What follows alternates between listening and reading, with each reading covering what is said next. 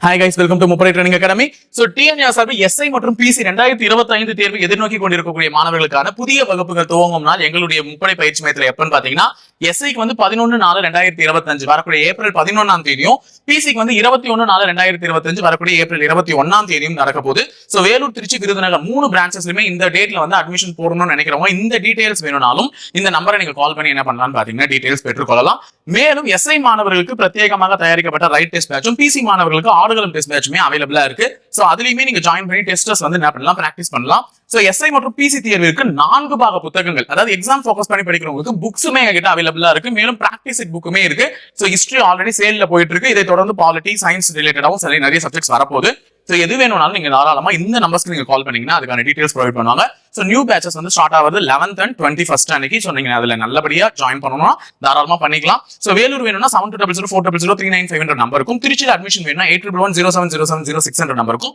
Virudhunagar admission வேணும்னா 9363020246 நம்பருக்கு நீங்க கால் பண்ணி கேட்டீங்கன்னா அதுக்கான டீடைல்ஸ் உங்களுக்கு அவங்க ப்ரொவைட் பண்ணிடுவாங்க. ஓகேங்களா? So thank you. Hi students, welcome to முப்படை ட்ரைனிங் அகாடமி. நீங்கள் நம்ம எஸ்ஐயில் அடுத்தடுத்த சீரியஸில் அடுத்தடுத்து வேர் டு ஸ்டடி, ஒவ்வொரு சப்ஜெக்ட்டுக்கான வேர் டு ஸ்டடி பார்க்குறோம். அந்த வரிசையில் இன்றைக்கி நம்ம பாலிட்டிக்குரிய வேர் டு ஸ்டடி பார்க்குறோம். ஓகேங்களா? இப்போ பாலிட்டிக்குரிய வேர் டு ஸ்டடியில் ரொம்ப முக்கியமான சப்ஜெக்ட் ஆல்ரெடி வந்து நம்ம 2 சப்ஜெக்ட் பார்த்துருக்கோம். ஹிஸ்ட்ரி அண்ட் ஜியாகிரஃபி 2 பார்த்துருக்கோம். பார்க்காதவங்க என்ன பண்ணுங்கன்னா அந்த வீடியோ வந்து பார்த்துட்டு வந்துடுங்க. நம்மளுடைய யூடியூப்பில் இதுக்கு முன்னாடி நம்ம இந்த வீடியோஸ் வந்து போட்டிருப்போம். தனித்தனியாக அந்த சப்ஜெக்ட் ஹிஸ்ட்ரியில் என்ன டாபிக்ஸ் இருக்குது, ஏன்னா சிலபஸ் எங்கேயுமே கரெக்டாக ஒரு ஃபார்மேஷன் கொடுக்கல, தனித்தனியாக கொடுக்கல. ஓப்பனாக வந்து சிந்து விளையாட்டுன்னு கொடுத்துருக்காங்க. அப்போ டீகோட் பண்ணி கொடுத்துருப்போம், எந்த ஸ்டாண்டர்ட் கொடுத்துருக்கோம் அதே மாதிரி தான் எதுக்கும் போட போகிறோம். ஓகேங்களா?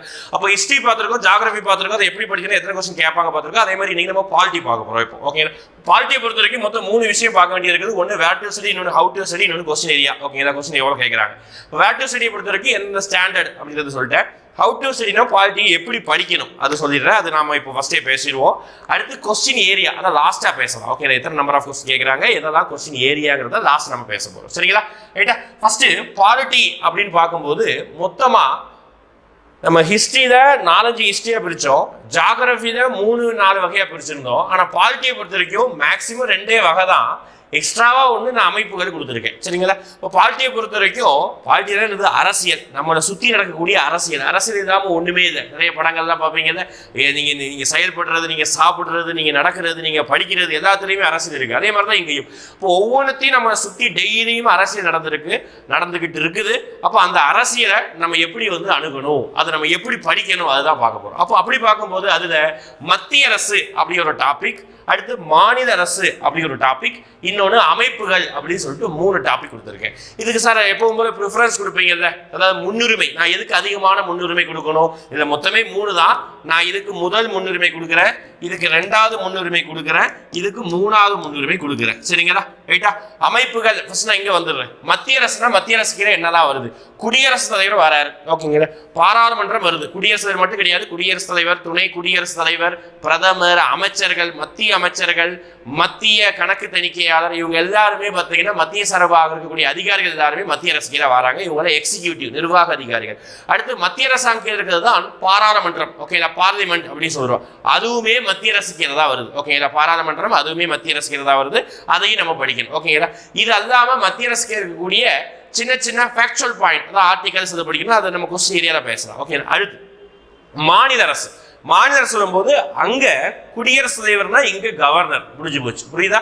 அங்க குடியரசுத் தலைவர்னா இங்க கவர்னர். அதே மாதிரி தான் கிட்டத்தட்ட அங்க என்ன பதவி இருக்கோ அதே மாதிரி இங்க பதவி இருக்கும். அப்போ கவர்னர், துணை கவர்னர் கிடையாது. ஓகேங்களா? கவர்னர் இருக்குது, முதலமைச்சர் இருக்காரு, முதலமைச்சர் கீழே மாநில அமைச்சர்கள் இருக்காங்க, மாநில அமைச்சர்கள், அதுக்கப்புறம் பார்த்தீங்கன்னா இருக்கக்கூடிய அதிகாரிகள், மாநிலத்துக்கு சார்பா மாநில சட்டமன்றம் இருக்கு. அதுல சட்ட மேலவை, சட்ட கீழவை அப்படி சொல்லிட்டு 2 அவைகள் இருக்குது. ஓகேங்களா? சட்ட மேலவை, இன்னொன்று சட்ட கீழவை அப்படி சொல்லிட்டு 2 அவைகள் இருக்குது. நீங்க போயிட்டு என்னது மாநில அரசுல 2 அவை, அதையும் நம்ம படிக்கணும். ஓகேங்களா? படிக்கக்கூடிய டாபிக் எடுத்தீங்கன்னா மத்திய அரசு கீழே இவ்வளவு இருக்குது, மாநில அரசு கீழே இவ்வளவு இருக்குது. ஓகேங்களா? இதெல்லாம அமைப்புகள் தனியா இருக்குது. ஓகேங்களா? அப்ப அமைப்புன்னு சொல்லும் போது தனிப்பட்ட முறையில ஒவ்வொன்றுத்துக்குமே தனித்தனி அமைப்பு இருக்கு. உதாரணத்துக்கு மனித உரிமைகள் ஆணையம், இது ஒரு அமைப்பு. ஓகேங்களா? கேக் அப்படின்னு சொல்லுவாங்க, அதாவது மத்திய கணக்கு மற்றும் தணிக்கையாளர், அது ஒரு அமைப்பு.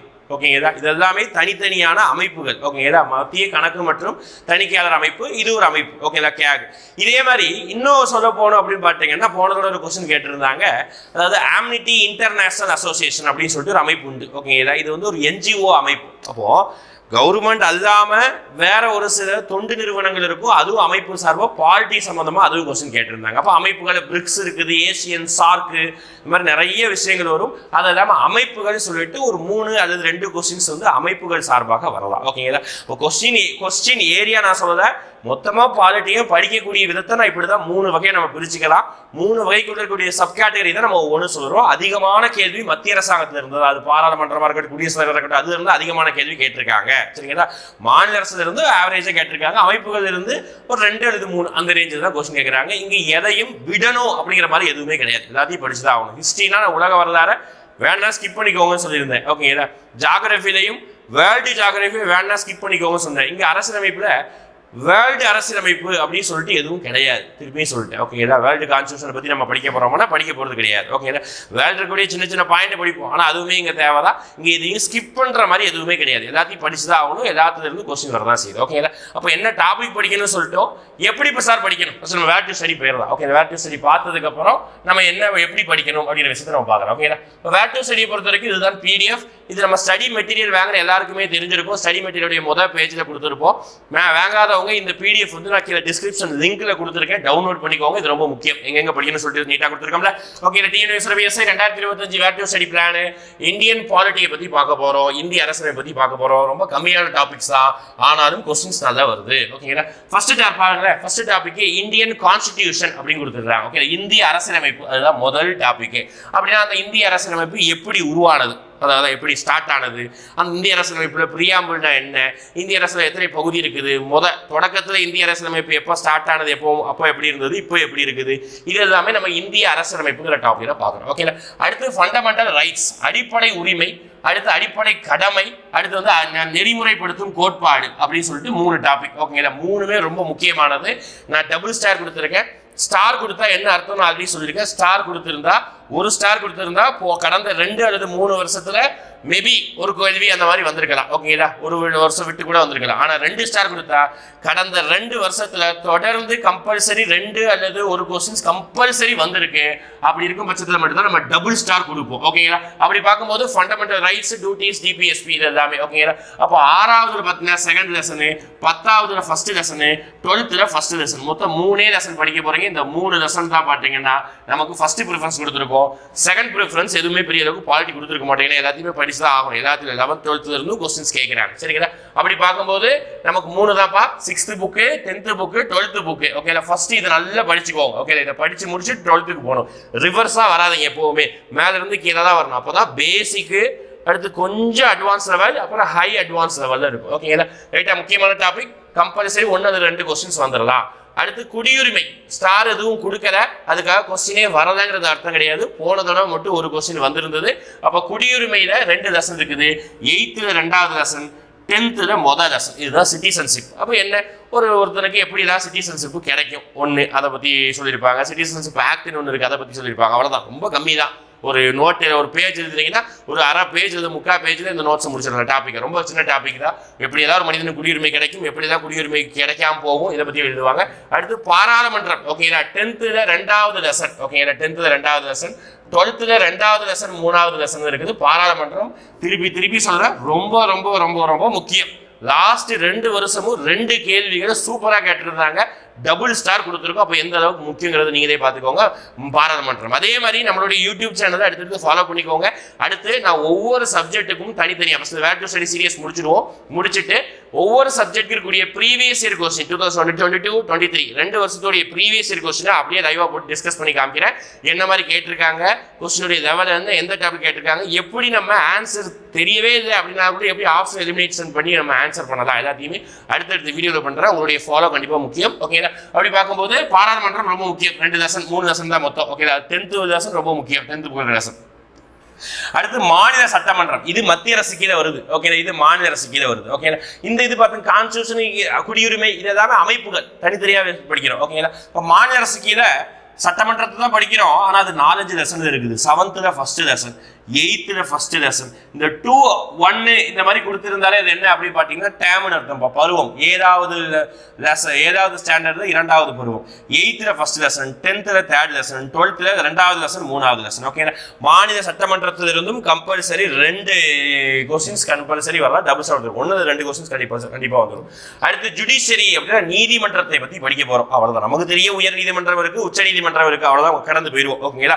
உச்ச நீதிமன்றத்தில் எத்தனை நீதிபதி இருக்காங்க, தலைமை நீதிபதிக்கு மொத்த நீதிபதிக்கும் ரிட்டையர்ட் ஆகக்கூடிய வயசு என்ன, நீதிபதியா தேர்ந்தெடுப்பதற்கு என்ன குவாலிஃபிகேஷன், என்ன தகுதி, இது எல்லாத்தையும் பத்தியும் நம்ம படிப்போம். ஓகேங்களா? அப்படி பார்க்கும்போது ஜுடிஷியல் சிஸ்டம், நீதி அமைப்பை பத்தி படிக்கிறோம். 8th 7th lesson, 10th 2nd lesson, 3rd lesson, 12th 4th lesson. ஓகேங்களா?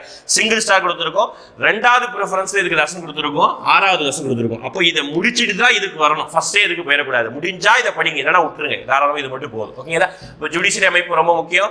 அடுத்த பிறகு உள்ளாட்சி அமைப்பு கம்பல்சரி வரும். ஓகேங்களா? ரொம்ப முக்கியமானது. எந்த எக்ஸாம் கேட்டாலும் பாலிட்டியில ஒரு 10-20 கொஸ்டின் கேட்கறாங்கன்னா இதுல இருந்து கொஸ்டின் வராம இருக்காது, அந்த அளவுக்கு முக்கியமானது. லோக்கல் செல்ஃப் கவர்மெண்ட், நம்ம கிராமத்துல பஞ்சாயத்து ராஜ் இருக்கிற பஞ்சாயத்து, அதை பத்தி தான் படிப்போம். அப்போ நமக்கு தெரிஞ்சது, நம்ம அனுபவிச்சது, நம்ம என்னைக்கு தான் ஒரு வருஷத்துல கிராம சபை கூட்டம் நடக்குது, இதெல்லாமே இருக்குது. ஓகேங்களா? ஒரு சில விஷயம் அப்டேட் ஆயிருக்கும், அதை கரண்ட் அஃபேர்ஸ்ல படிச்சுக்கணும். உள்ளாட்சி லோக்கல் செல்ஃப் கவர்மெண்ட்டை பத்தி 6வது 3வது பருவத்துல 2nd லெசன், 9வது 5வது lesson, 10th 11th 12th lesson double star கொடுத்துருக்கோம். ஓகேங்களா? டபுள் ஸ்டார் கொடுத்துருக்கோம், கம்பல்சரி கொஸ்டின் வரப்போகுது. அடுத்து மத்திய மாநில அரசு உறவுகள், சென்டர் அண்ட் ஸ்டேட் ரிலேஷன். எப்படி மத்திய அரசு தனியா மாநில அரசு தனியா இருக்குது, அந்த 2 அரசுக்கும் உறவுகள் ரிலேஷன்ங்கிறது எப்படி இருக்குது, இதை பத்தி நம்ம படிக்கிறோம் இந்த டாபிக்ல. 10th ஃபர்ஸ்ட் லெசன், 12th 5வது லெசன். ஓகேங்களா? இந்த 2 லெசனை படிக்கிறோம். அடுத்து பார்த்தீங்கன்னா எலெக்ஷன், தேர்தல். ஓகேங்களா? 9th 2வது லெசன், 11th 11வது லெசன் டபுள் ஸ்டார் கொடுத்துருக்கோம். எலெக்ஷன்ல இருந்து கம்பல்சரி 2 தடவையும் கொஸ்டின் வந்துருது. 2022 2023 2 தடவையும் அக்யூரேட்டா கொஸ்டின்ஸ் வந்திருந்தது. ரொம்ப முக்கியம். எலெக்ஷனை பத்தி ரொம்ப கம்மியா தான் இருக்கும், தான் எப்பவுமே ரொம்ப கம்மியா இருக்கக்கூடிய டாபிக்கே படிச்சிட்டோம்னா ஒரு கொஸ்டின் கன்ஃபார்ம் எடுத்து வச்சுக்கலாம். ஓகேங்களா? அடுத்து ஃபாரின் பாலிசி, வெளியுறவு கொள்கை, 8வது 6வது லெசன், 10th 4 5வது லெசன் 1 ஸ்டார் கேட்டிருக்காங்கன்னா போன தடவையோ அது முந்தின தடவையோ ஒரே ஒரு கொஸ்டின் கேட்டிருப்பாங்க. அடுத்து தேசிய சின்னம், 6th புக் எடுத்தீங்கன்னா முதல் லெசன் அதுதான் வரும். ஓகேங்களா? 6th 2ஆம் பருவத்தில் முதல் லெசன் டபுள் ஸ்டார் கேட்டிருக்காங்கன்னா 2 தடவை கொஸ்டின் கேட்டிருக்காங்க. ஒரே லெசன் படிச்சோம்னா ஆன்சர் பார்த்துக்கோங்க, பாருங்க, ஒரே கொஸ்டின் ஒரு லெசன்ல. அடுத்து ஹியூமன் ரைட்ஸ், இதெல்லாம் அமைப்புகள் வந்துடும். ஓகேங்களா? மனித உரிமைகள் 8வதுல வந்து பார்த்தீங்கன்னா 4th lesson, 9th 3rd lesson கொடுத்துருக்காங்க.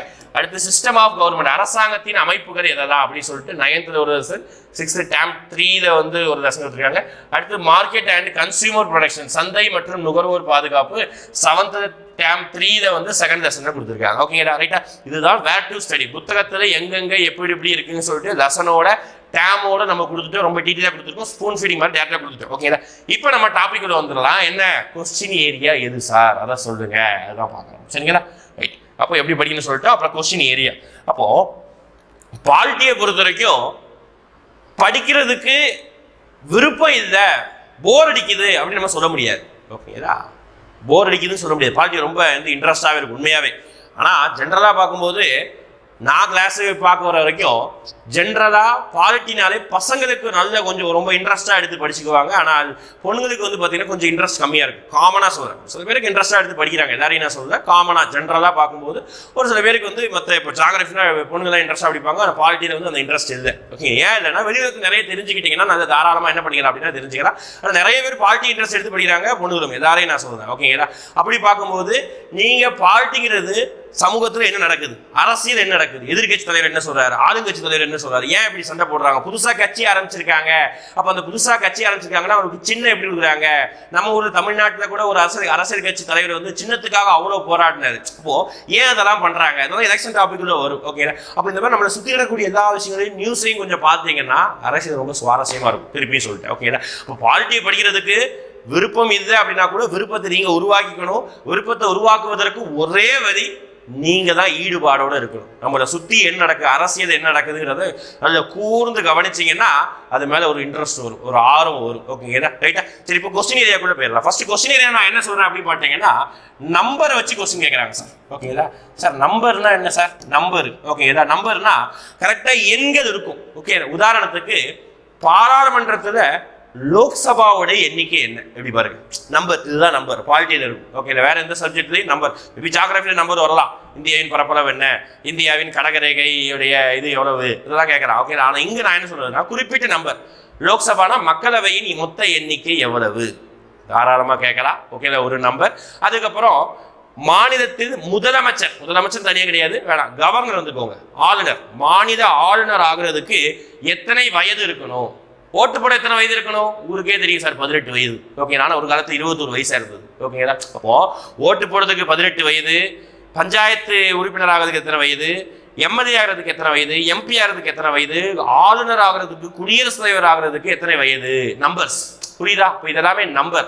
லோக்சபா எண்ணிக்கை, மாநிலங்களவை, ராஜ்யசபா மாநிலங்களுடைய எண்ணிக்கை, தமிழ்நாடு சட்டமன்ற தொகுதிகளின் எண்ணிக்கை. அடுத்த வருஷம் எலெக்ஷன் வருது, ரொம்ப முக்கியம், நோட் பண்ணி வச்சுக்கோங்க. ஓகே, தமிழ்நாடு சட்டமன்ற தொகுதிகளுடைய எண்ணிக்கை. அப்போ இது எல்லாமே நம்பர். அப்புறம் நம்பரை வச்சு பாலிட்டியில கொஸ்டினா கேட்கலாம். ஓகே, அப்போ என்ன நம்பர் தான் இருக்கோ அதை பார்த்து வச்சுக்கோங்க, அவ்வளோதான். படிக்கும்போது அப்படியே வந்துடும். ஓகேங்களா, இது முன்னாடி கேட்டதை வச்சு நான் சொல்றேன், நம்பரை வச்சு கேட்குறாங்க. ஓகேங்களா, ரைட். அடுத்து வந்துருங்க. அடுத்து ரெண்டாவது வேற எப்படி சார் கேட்குறாங்க அப்படின்னு பார்த்தீங்கன்னா, ரொம்ப முக்கியமா 2 வருஷமும் 2 விஷயத்துல இருந்து கம்பல்சரி கொஸ்டின் இருக்கு. நான் அதை கொஸ்டின் ஏரியாலே எழுதி போடுறேன், நான் வேற வழி கிடையாது, அது கம்பல்சரி படிச்சாகணும். பாராளுமன்றம், இன்னொன்று பார்த்தீங்கன்னா குடியரசுத் தலைவர், பிரசிடென்ட். ஓகேங்களா, பாராளுமன்றம், இன்னொன்று குடியரசுத் தலைவர், பிரசிடென்ட். ஓகேங்களா, இந்த 2 விஷயத்துல இருந்தும் கடந்த 2 வருடங்களையும் கம்பல்சரி கொஸ்டின் வந்திருக்கு. ஒரு சில டைம் 2 கொஸ்டின் தான் வந்திருக்கு. ஓகேங்களா, அப்போ இந்த 2மே கம்பல்சரி முக்கியம். எவ்வளவு டீட்டெயிலாக படிக்க முடியுமோ அவ்வளோ டீட்டெயிலாக படிச்சுக்கோங்க. குடியரசுல எடுத்தீங்கன்னா ஆர்டிகல் படிச்சுக்கோங்க. அதே மாதிரி குடியரசுல எடுத்தீங்கன்னா அவங்களுடைய அதிகாரங்கள் வந்து கேட்குறாங்க, அதிகாரங்களை படிச்சுக்கோங்க. ஓகே, முடிஞ்சு போச்சா? ரைட். அடுத்து வேற என்ன சார் கொஸ்டின், ஜென்ரலா என்ன சார் கொஸ்டின் கேட்கலாம் அப்படின்னு பார்த்தீங்கன்னா, இயர் கேட்கலாம். ஓகேங்களா, என்ன சார் ஹிஸ்டரியில இயர் வருது, இங்கேயும் வருது, வேற வழி இதை இயருங்க படிச்சுதான் ஆகணும். இங்க என்ன சார் இயர் படிக்கணும்? உதாரணத்துக்கு குறு அரசியலமைப்பு, மினி கான்ஸ்டிடியூஷன் என்று அழைக்கப்படக்கூடிய 42வது அரசியலமைப்பு சட்ட திருத்தம் எந்த ஆண்டு?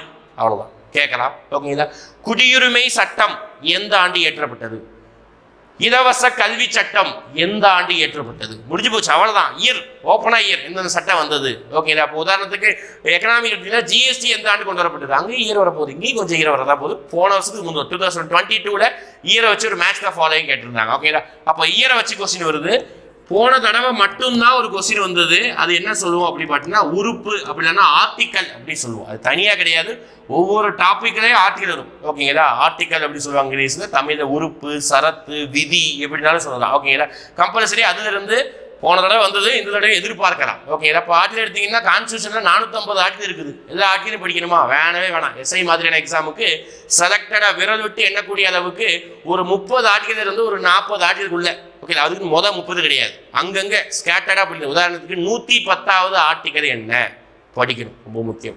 32வது உறுப்பு என்ன, ரொம்ப முக்கியம். ஓகேங்களா, அப்போ இந்த மாதிரி அங்கங்க செலக்டடான ஆர்டிகல்ஸ், சரத்து, அதை வச்சு கேள்வி கேட்கலாம். ஓகேங்களா, மேற்படி பார்த்தீங்கன்னா பதவிகளை வைத்து கேள்வி கேட்கலாம். அதுதான் நான் குடியரசுத் தலைவர் சொல்லிட்டேன், இருந்தாலும் பதவிகளை வைத்து, ஏன்னா தமிழ்நாட்டில் பார்த்தீங்கன்னா ஆளுநருக்கும் முதலமைச்சருக்கும், அதான் சட்டமன்றத்துக்கும் இடையே இருக்கக்கூடிய மோதல் போக்கு அதிகமாக இருந்திருக்கு கடந்த வருடங்களில். அப்போ அதை வைத்து கேள்வி கேட்கலாம். மத்திய அரசுக்கும் மாநில அரசுக்கும் உறவு கொஞ்சம் நெருடலாக தான் இருக்குது. நம்ம நீட்டை ஒழிக்கணுங்கிறோம், அவங்க நீட்டை ஒழிக்கல.